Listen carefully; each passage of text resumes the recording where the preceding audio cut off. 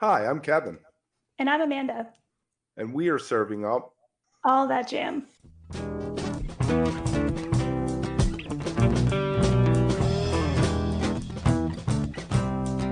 All That Jam, Quick Hit.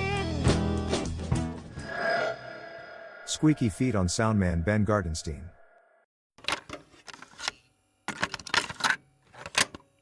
what do you feel like the challenges you guys are facing being a new band are? I mean, I almost Scheduling. wouldn't know how to start. I mean, there's so many challenges.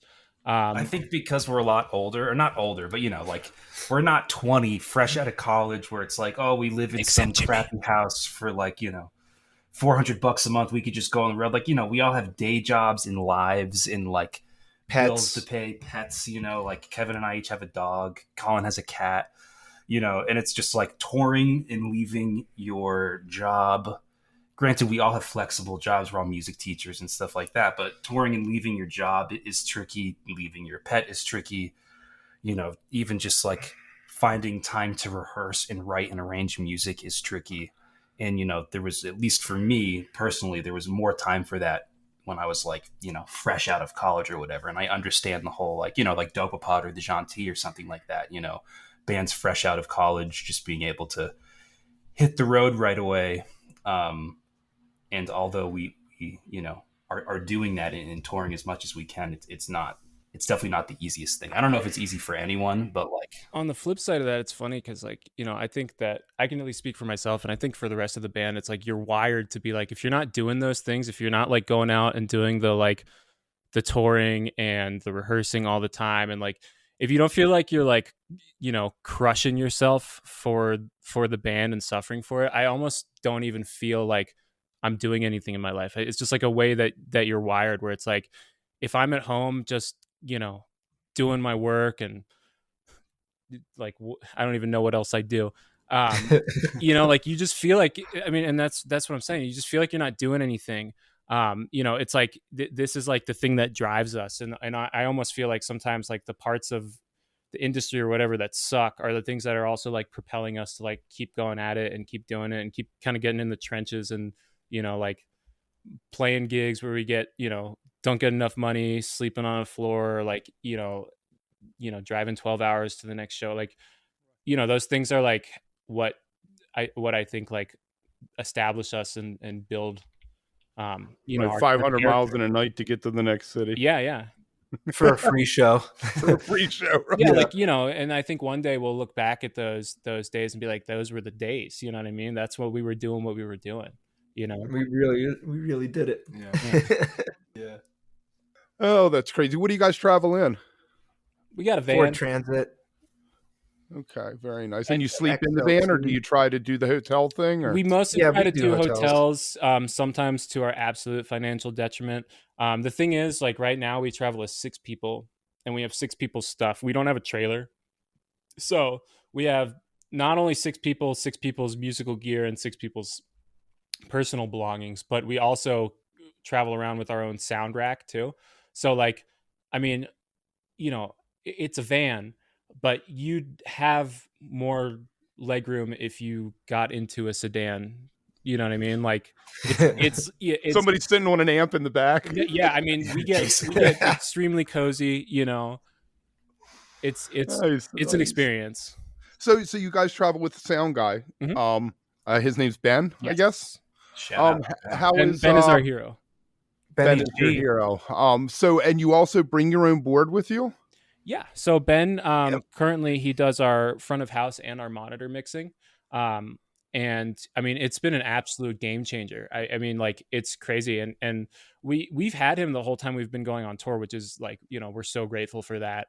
I used to go on tour with a different band, and like, it's just, man, it's insane how much you just leave up to fate, sometimes it's great. Sometimes it's just like the worst and ruins your whole night because you don't, even if you get a good sound guy, if he doesn't understand what you do, if he doesn't understand, hey, Greg takes this solo or I take this solo, then like the sound's going to suck because, and you have to be paying attention to, oh, the vocals are on. I've seen shows where, I remember I saw Aqueous one time, like probably like 10 years ago, they played it at a venue in Boston, and they just had some guy running sound that wasn't their guy. And, they just like went a whole song where they were like singing into their mics, nothing coming out of the front house. You know what I mean?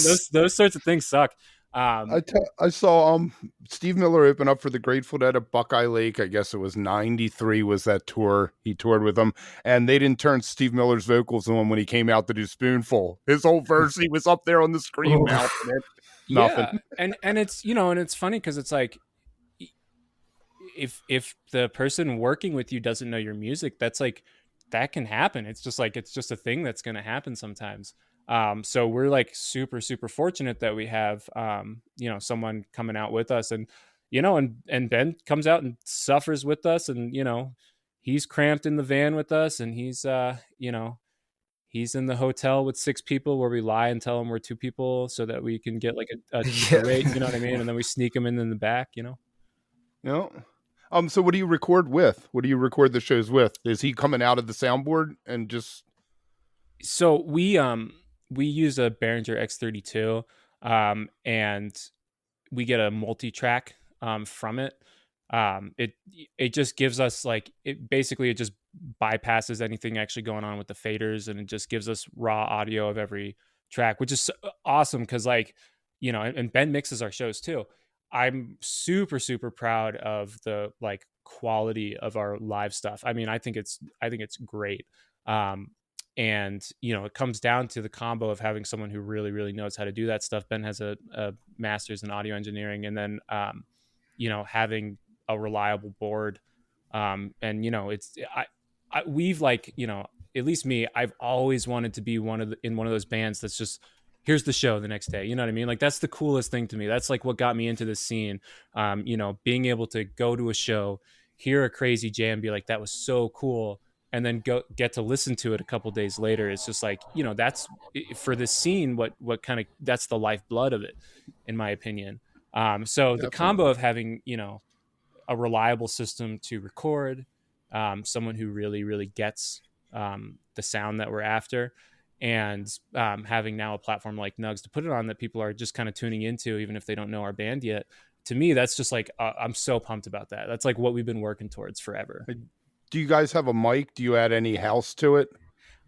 So we actually just did that for the first time. The problem is, you know, Kevin has like 19 toms, and Brian plays like 8 keyboards and 6 other instruments. So we're a little like squeezed for space as far as number of inputs. But I think we're finally starting to mix some crowd noise in there. And we did that for the very first time on whatever our most recent recording is on Nugs. We want that because sometimes we listen back after a show where it's like, oh, the crowd was great. When we listen back, it's like, oh, you can't hear them at all. Right. Which is cool.